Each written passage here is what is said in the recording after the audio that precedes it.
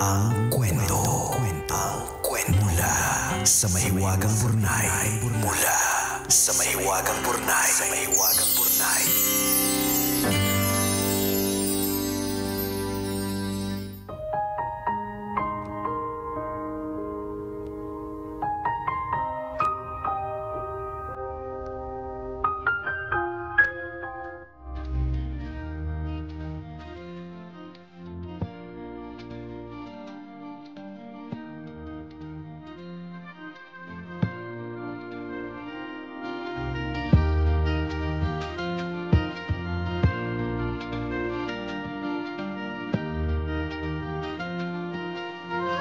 Dear Nicole and Diego,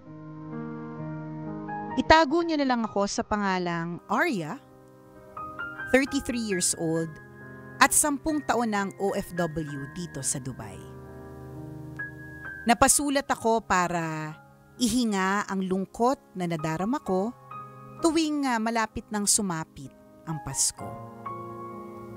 Para sa aming mga OFW, isa itong malungkot na okasyon na kung pwede lang, dumaan lang ng mabilis para matapos na. Masaya na malungkot ang buhay ko dito. Masaya dahil alam kong natutulungan ko ang pamilya ko sa aspetong pinansyal. Malungkot dahil kapalit nito ay ang matinding pangungulila sa kanila. Umuwi naman ako dyan sa atin para magbakasyon, pero kahit gaano kadalas at gaano kahaba, bitin pa din. Miss na miss ko ang Pinas. Alam nyo, kapag naririnig kong pinatutugtog dito yung Lupang Hinirang, kinikilabutan ako. Iba talaga yung pakiramdam pag nasa ibang bansa ka tapos narinig mo yung pambansang awit natin. May kakaibang kurot sa puso. Kapag naman mga awiting pamasko ang naririnig ko, namimiss ko ang pamilya ko. Madalas ang tanong ko, naalala din kaya nila ako? Pakiramdam ko kasi, masaya naman sila kahit wala ako. Ang nakikita ko lagi sa mga FB Live nila, inuman at kainan, nagpa-party sila, nagvi-videoke at nagkahasiyahan. Samantalang ako nagmumukmok mag-isa. Walang kasama, malungkot, nangungulila sa kanila. Kapag Pasko, ako pa yung nauunang bumate sa kanila. Kapag birthday ko, minsan nakakalimutan nila akong batiin. Wish ko nga sana kahit walang okasyon, kumustahin naman nila ako. Yung kumustang walang kasunod na pahingi o pabili. Yung kumustang mula sa puso.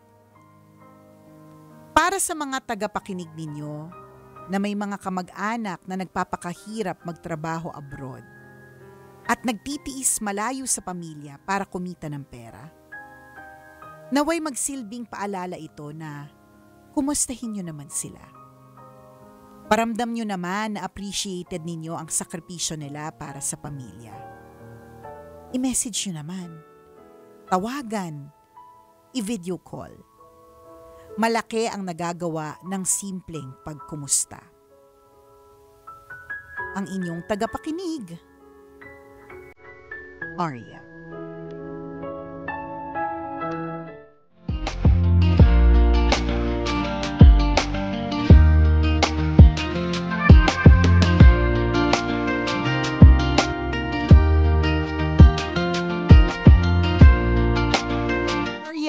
At mabuhay ang mga OFW. Tama. Ayan. Recently, galing kami ng Hong Kong. Alam mo ba, Diego, meron kami nakasabay sa airport pa uwi. Lumapit sa amin.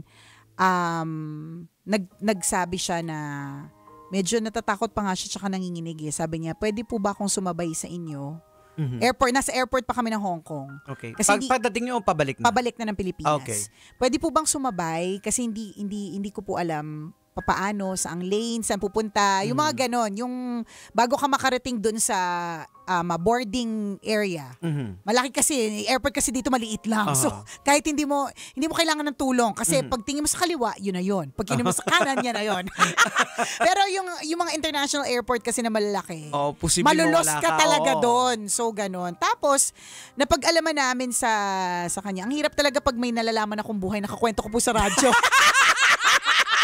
So, hindi ko nga sure kung confidential to. Yan ang mahirap eh. Mahirap akong kwentuhan. Nakakwento ko sa radyo. Singit ko lang alam mo, Jegs, na merong 2 tao na very important to me, na friendship over nila ako. Tapos feeling ko, kaya nila ako in-FO kasi hindi ko man nabanggit na sila yon, nakwento ko sila. Parang ganun. Oo. So, in-FO nila ako. Kinuwento mo yung buhay nila. Hindi ko naman sinabing sila yun na. Correct. Ang dami-dami kayong tao sa mundo. Parang katulad yan ng pag meron kang kumare na nag-post sa Facebook tungkol sa nag-rant siya tungkol sa kumare niyang pangit, huwag kang maapektuhan, ikaw ba yun? Diba? Well, so, wala lang. Ang mga kinikwento kasi namin dito, it's not na for our gain. Oo. For everyone's na matututo tayo sa bawat kwento natin. Ibig sabihin, real life kasi siya. Parang ganon. Wala lang, siningit ko lang. Kasi nung una, parang takang-taka ako kasi super friend ko to. As in mga tipong, basta super friend. Tapos biglang, isang araw ay na ako pansinin. As in like, major yung mga nangyayari sa akin pagsubok. Hindi ako inaano. Talagang wala. Kinot ako sa life. Tapos hanggang sa recently naisip ko, ba't kaya? Ako yung ginawa ko, parang nag-iisip din ako, anong ginawa ko? Chinismis mo yung buhay. Chinismis ko yung buhay. Chinika ko! Pero lagi ko naman sinasabi, meron akong kakilala, meron akong nakasabay, meron akong nakausap, di ba? Ang dami kaya nun. Sino-sino kaya yun? Tsaka, ito lang yun eh. Kung nakikinig sa akin yung 2 kong kaibigan na yun, ang dami po nakikinig sa akin na hindi po kayo kilala. Di ba? So, paano naman? Tsaka para isipin ni Aling Bebang na nagbebenta ng yosi ngayon na, sino kaya yung sinasabi ni Nicole? Hanapin ko kaya? Wala po kami, sa 20 years ko sa radio, wala akong listener na inalam niya kung sino yung kinikwento ko. Tama. Wala lang, siningit ko lang. We learn from the stories. Like kagaya nitong story ni Arya, di ba? Which, yung sa mga OFW. Diba? So yun nga, ito nga, yung nakasabay ko sa airport. So, napag-alaman ko na kinailangan niyang umuwi agad ng Pilipinas kasi nag-work siya sa Hong Kong for 3 months only. Kasi basta parang mali lahat ng mga nakalagay sa kontrata. Parang sa kontrata, meron lang aalagaan na isang bata. Pero pagdating niya doon, parang ang laki ng pamilya na pagsisilbihan. Hindi naman sa umaarte, pero syempre, kung nandun naman yung nasa kontrata, tas kung ang dami-dami nyo naman talaga, tas nag-iisa siya, tas ang payat niya, Jegs, alam mo yung parang hindi makakabuhat ng mabibigat na bagay. Tapos yun pa, parang tinago yung passport sandali, yung mga ganon. Tapos yung sweldo na huli parang hindi binigay. Mga ganon, basta ganong kwento. So in other words, my point is, bakit ko to sinishare, is may ganyang mga kwento ang mga OFW that we do not know. Tama. Tapos hindi man lang natin sila kinukumusta. Correct. Yun, 'di ba? Kinumusta mo ba? Kung okay lang ba siya? Hindi eh. Kailan mo lang siya kinumusta? Nung magpapasko na, nung kailangan na ng pang-tuition, nung merong magbo-birthday, 'di ba? Pero hindi mo alam yung kwento ng nangyayari sa kanila.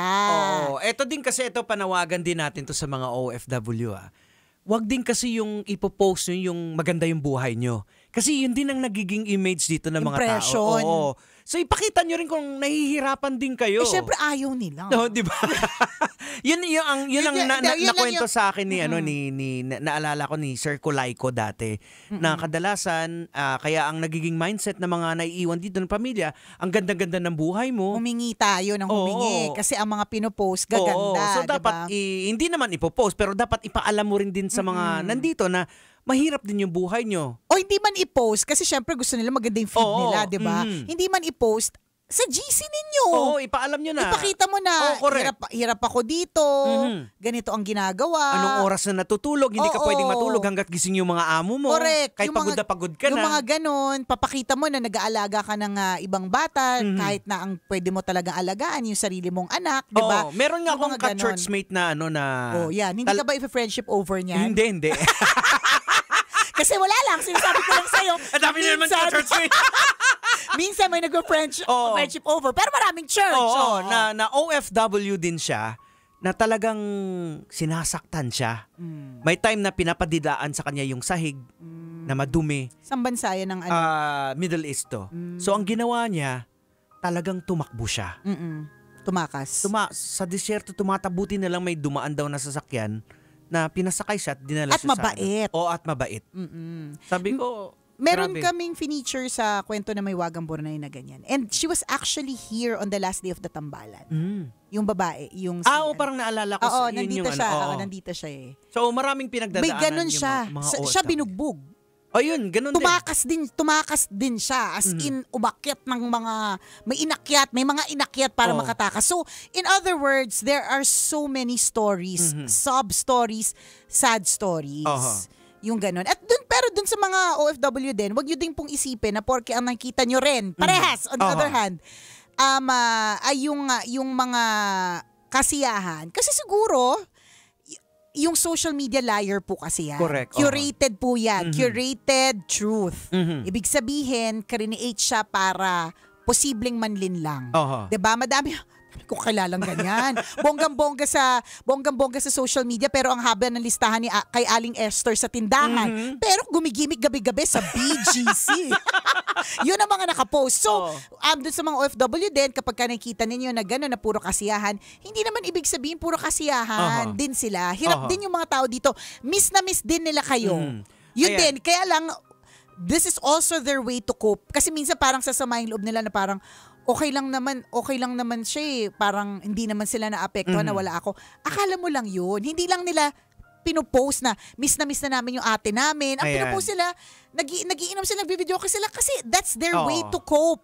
Well, parang ganon. Yan kasi dapat maging transparent kasi kayo dapat yung OFW and then sa family.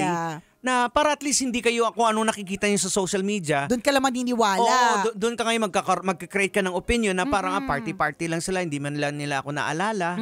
Diba? So dapat maging i-verbalize mo rin din na gusto mo, sana kumustahin nyo naman ako para at least alam din ng mga nandito na iwan na ito yung concern mo. Concern mo, oo. Ayan na mahirap eh. Kasi nag-e-expect tayo kuminsan na yung mga tao magkukusa. Ay hindi. Walang ganun eh. May mga taong walang ganun eh. Oo, wala na. Mga taong walang initiative eh. Oo, correct. May mga taong walang ganun. Tsaka, ito na nga sinasabi ko sa'yo, girl. Sa amin ka pa nagsabi, sana rekta mo nang sinabi sa kanila na masama yung loob mo. Na hindi ka kinukumusta. Oo, na diba? nag-FB live lang sila tapos nagiinom, nagbibidyo-bidyo kayo. Masama pala yung loob mo. Paano nila malalaman kung di naman nila napapakinggan to ngayon? Correct. So mas maganda yung sinabi mo, Jegs, na maging transparent ka sa kanila. Kasi for all they know, because nga of what you also post on social media, akala nila okay ka lang. Ayan, Pero ang dami talagang one of my favorite stories, not favorite na maganda, no, but favorite real-time story na sinishare ko lagi dito was when I went to Hong Kong a few years back. Tapos, obviously mga OFW sila, kumakain kami sa isang restaurant. 4 sila, they share only 1 milk tea. Totoo yan, man. At yung picture nila, solo-solo dun sa milk tea. So, syempre, pag pinost nila yung picture mo dun sa milk tea, tas ilalagay mo pa yung location, ang dating sa mga taga-Pilipinas, wow, pa milk tea sa Hong Kong.